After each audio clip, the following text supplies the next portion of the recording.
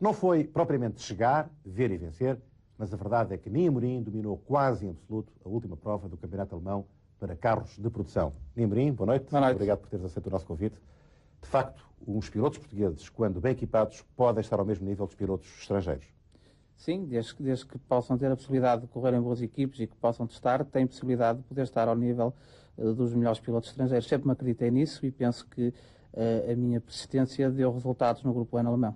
Porquê é que tu, de vez em quando, tens estas participações, digamos, esporádicas em provas internacionais? Porque ainda não consegui arquitetar uma forma económica de poder fazer um programa mais consistente. Trabalho para isso. Penso que 93 pode ser o ano em que eu possa fazer uma época, se não for completa, ou um campeonato completo, possa pelo menos fazer umas 6 ou 7 ou 8 provas de um campeonato qualquer que ele seja, mas uma época mais consistente. E esse teu desejo, digamos que é superior ao fazeres aqui em Portugal um campeonato, ou 2 campeonatos, ou um troféu?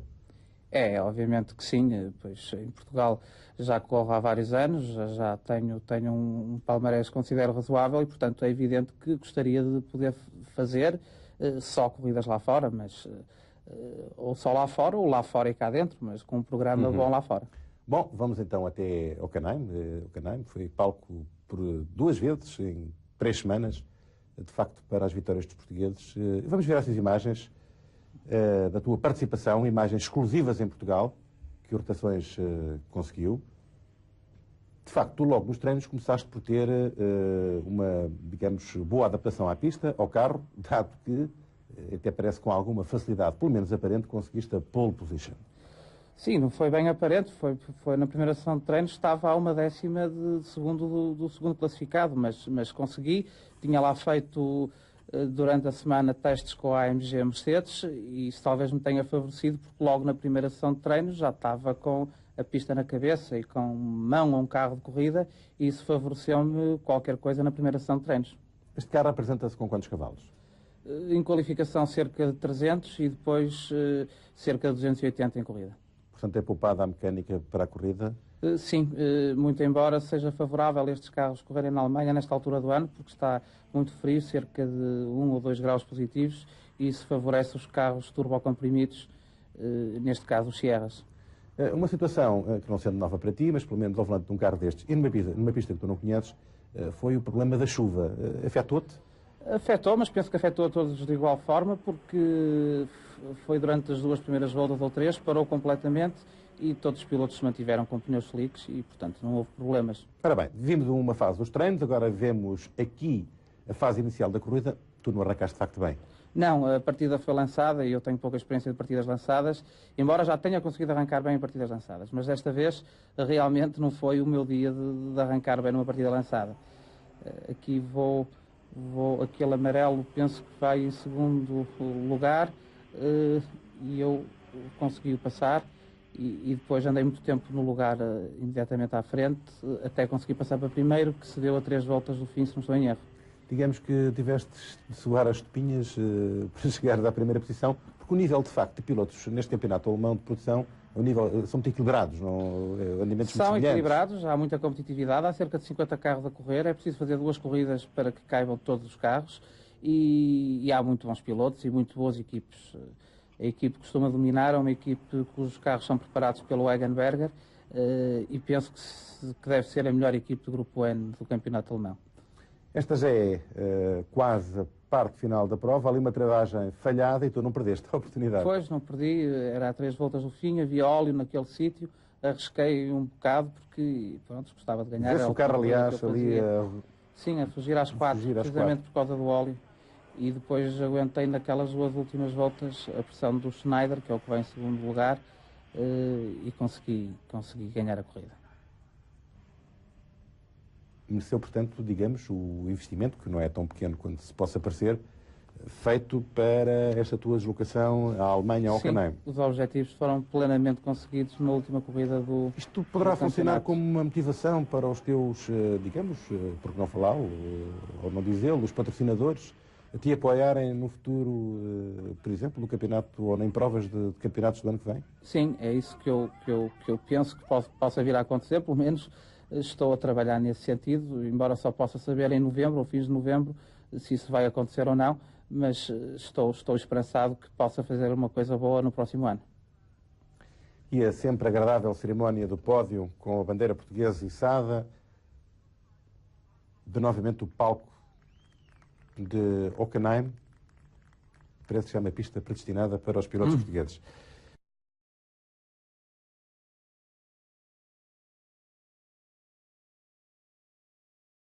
Vou continuar a falar com o nosso convidado, o Ni Amorim. Ni, ao longo da tua vida como piloto, tens preferido sempre mais a velocidade? Sim, tenho preferido a velocidade, muito embora me tenha iniciado nos consagrados, ou nos iniciados, digo, comecei com ralis. Antes fiz uma pequena incursão por kartings e participei em 4 ou 5 corridas de kartings. Mas porquê a troca dos ralis pela velocidade? A velocidade é mais aliciante, adapta-se mais às tuas características? Não, acontece que os ralis, eu comecei porque quando fiz 18 anos tinha uma enorme, ou quando fiz um ano de carta, tinha uma enorme vontade de correr e o campeonato que estava mais próximo de eu poder correr era o de ralis e, portanto, eu como queria correr, optei por começar com os ralis. Logo no ano seguinte, ainda fiz um ano mais de ralis, nos consagrados, já misturado com velocidade e, passado então 2 anos, dediquei-me 100% à velocidade. Continuas a pensar também que provas como estas que vimos deste Festival Renault, fórmulas de iniciação, provas com fórmulas, são o ideal para um piloto se abalançar às provas de velocidade? Acho que sim, é um ótimo veículo de promoção. Acho que é por aí que se deve começar, ou pela Fórmula Ford. Portanto, acho que é o caminho certo. É o caminho certo. Tu este ano deixaste os troféus, que é também uma outra forma de praticar o automobilismo, quer em ralis, quer em velocidade. Concentraste-te apenas num campeonato, o campeonato com o teu Opel Astra. Sim. Com algumas, digamos, nuvens negras à mistura. Não tem sido bonita, de facto, esta fase final do campeonato. Mas deixaste os troféus porquê? Este ano deixei os troféus mais por um compromisso que tenho com a Opel, em que este ano só guiava para a Opel e, portanto, tive que abandonar outras corridas onde estava a participar. É o primeiro ano dos últimos 5 em que eu só faço um campeonato em Portugal, mas foi uma opção que eu fiz no início do ano e não estou arrependido para já. Muito bem. Ni Amorim, tu fizeste só este ano, não estás a fazer o campeonato do Grupo N, mas mesmo assim tiveste um percalço, digamos que a meio do percurso, porque foste desclassificado na rampa da Valperra, uma rampa que te podia dar uma pontuação, digamos, elevada, porque é uma prova internacional. O que é que se passou? Bem, eu tenho que ter um bocadinho de tempo para explicar bem essa questão. O que se passou é que foi detectada uma bomba de 4 saídas no meu carro. Essa bomba, em nosso entender, é a bomba legal e a bomba que lá deve estar, isto porque o carro está homologado sem ABS. Eu tenho visto na Alemanha os carros que correm, os Astras e os Cadetes, e é aquela bomba que utilizam. E essa bomba consta da ficha de homologação? É essa bomba que consta da ficha de homologação. A ficha de homologação não é muito clara, mas quer dizer isso. Quer dizer que é aquela bomba que se tem que meter. Porquê? Porque o carro não está homologado com o ABS. E, portanto, é aquela bomba que tem que ter o carro. Acontece que eu fui desclassificado, recorri, pensei que ia ganhar. Acontece que o tribunal decidiu que eu não tinha razão, mas no acórdão que me enviou não me desclassifica por não ter a bomba de 4 saídas, ou por outra. Eu explico melhor. Desclassificam por 2 pontos. Um é porque o meu carro não tem instalado o bloco da ABS. E aí o tribunal tem razão, porque realmente o meu carro não tem instalado, ou não tinha instalado o bloco da ABS. O ABS pode estar desligado, mas não pode ser retirado. E nós não o retiramos, quer dizer, ele veio da Alemanha já sem o ABS. É claro que aquilo não influencia nada em termos esportivos, porque pesa 700 a 800 gramas. A única coisa que me deixa triste é o seguinte, é que nenhum dos 3 Opel Astras que foram verificados na rampa da Valperra tinha lá o bloco do ABS.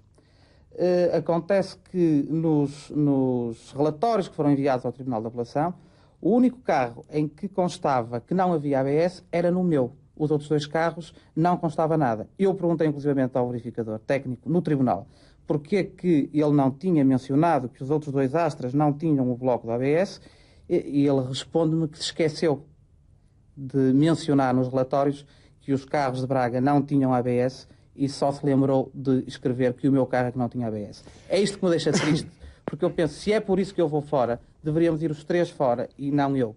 É claro que o Tribunal de Apelação, pensando que eu queria recorrer, e pensou bem, internacionalmente, por o facto de não ter a bomba de 2 saídas e sim a de 4, pôs lá mais um argumento para que, se eu ganhasse eventualmente a questão das bombas nos tribunais em Paris, perdia por não ter o bloco da ABS.